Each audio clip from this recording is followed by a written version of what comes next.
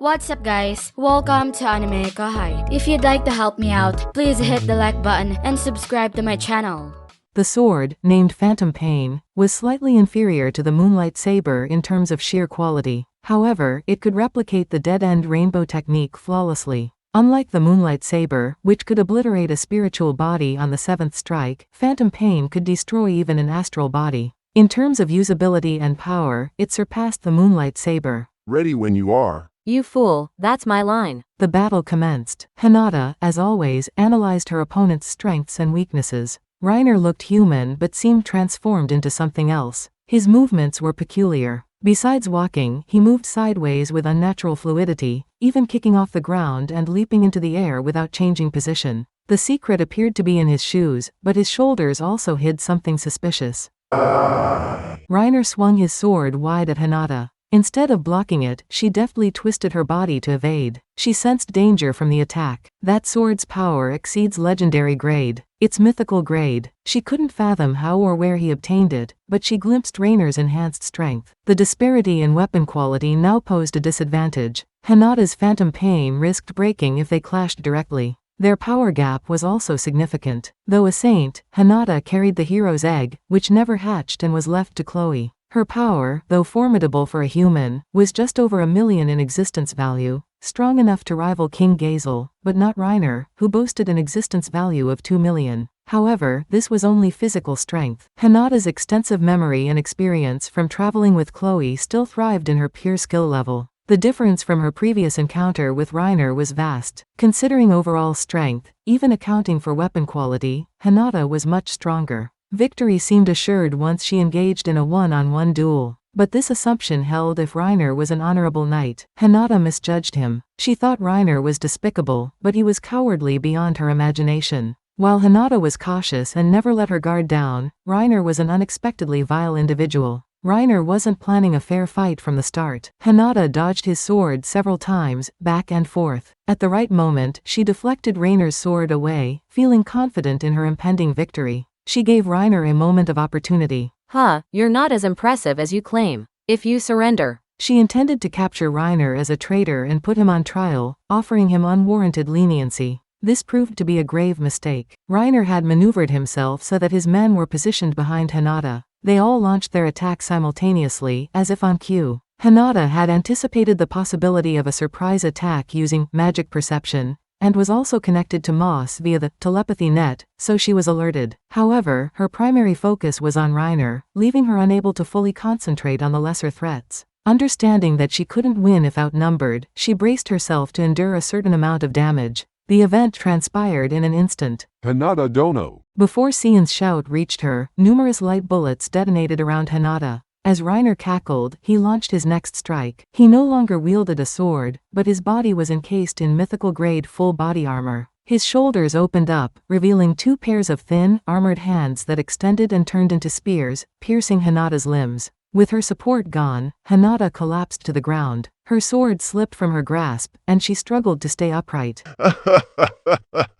You've been acting all high and mighty, but now look at you. You're too cocky for your own good. Better off lying in the dirt. Reiner laughed with an irritating high-pitched voice. Bastard, wasn't this supposed to be a fair fight? Reiner sneered at Sion's outraged shout. Criminals don't have any rights, but hey, we're merciful. If you cry and beg for forgiveness, we might delay your execution for a bit. Reiner smirked as he spoke. Without waiting for Hinata's response, he continued his self-serving rant. But you'll have to show some gratitude. Reiner's smile was unpleasant, filled with vulgar thoughts. His subordinates mirrored his expression. Haha! The mighty Hinata! Looking pathetic! Looks like the undefeated witch is finally down. No, we are just too strong. It only looked like a fair fight because Reiner-sama was toying with her. Their self-congratulatory comments continued. Whether they had always been this way or had become fools recently, it was clear they were insufferably arrogant. Hinata's condition had become dire. The back of her Holy Spirit armor was torn, exposing her bare, burned skin. Her limbs were rendered useless, the tendons severed. Despite her severe injuries, her sweat-soaked face remained beautiful, her eyes undimmed, and her dignified expression showing she hadn't given up. Come on then, cry and beg for forgiveness. Or should I kill you right now? Reiner shouted, his eyes wild with madness. Seeing Hinata crawling on the ground gave him a twisted sense of pleasure. By now, Reiner's rational mind had all but vanished. Hinata, usually so unattainable, was now within his grasp, surpassing any pleasure he had ever felt. No matter how foolish Reiner was, he knew he was inferior to Hinata. He realized this the moment he faced her. Despite his superior strength, he couldn't match her quality. Even in swordsmanship alone, Hinata was leagues ahead of Reiner. Confronted with this fact, Reiner was consumed by jealousy. This drove him to execute his prepared trap without hesitation. It wasn't exactly as he planned, but the result was satisfactory. I'm lucky her face wasn't damaged. Watching her beautiful face twist in pain will be exquisite. Reiner felt an intense surge of energy as he imagined Hinata in such a vulnerable state, filling him with a dark, twisted joy. Convinced of his impending victory, Reiner planned to subjugate Hinata completely. He envisioned a different kind of enjoyment after breaking her spirit and thought it would be a waste to end her life just yet. Hey, if you don't hurry up, I'll really kill you. Reiner's voice was chillingly serious. He wanted to savor the torment he could inflict on Hinata, but he also recognized her strength. If she hadn't broken yet, he should at least disable her by cutting off her limbs. Reiner's cautious nature made him think through his actions carefully. Even if Hinata called for help, it would take too long for reinforcements to arrive. Besides, it was unlikely they could muster enough strength to challenge him and his men.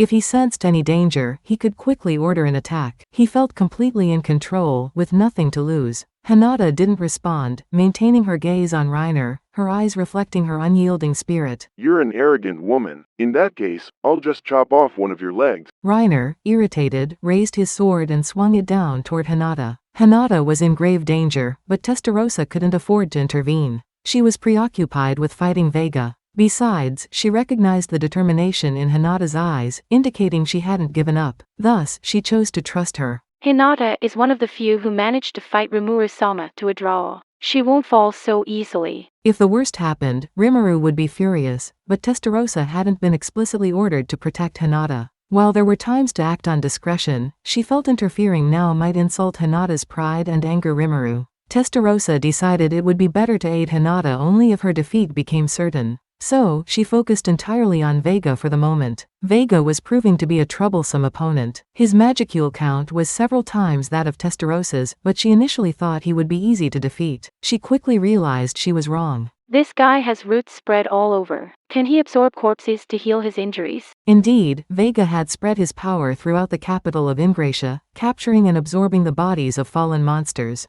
This didn't increase his strength but allowed him to replenish his energy and mend his wounds, making him practically immortal. What a frustratingly tough adversary. Testarossa's true thoughts were that it might be possible to destroy him with a large-scale nuclear spell. But to do so, she needed a complete understanding of Vega's form, which was a hassle in itself. More importantly, they were in the royal capital, and any action leading to its destruction was off-limits. They could escape, but they couldn't go all out to secure a win. Given these constraints, killing Vega seemed nearly impossible. Moreover, pushing Vega too hard could backfire. If cornered, he might use the citizens who had fled underground to regenerate himself. For now, he still had Reiner's men, who had turned into monsters, to absorb. However, further pressuring Vega would likely make him resort to desperate measures. From Testarossa's perspective, she was stuck in a battle with no clear path to victory. Adding to her frustration was, Hey, what's the matter? For someone who was so cocky earlier, you're not doing much at all. Vega's arrogant attitude. It's not easy to make me want to kill someone from the bottom of my heart.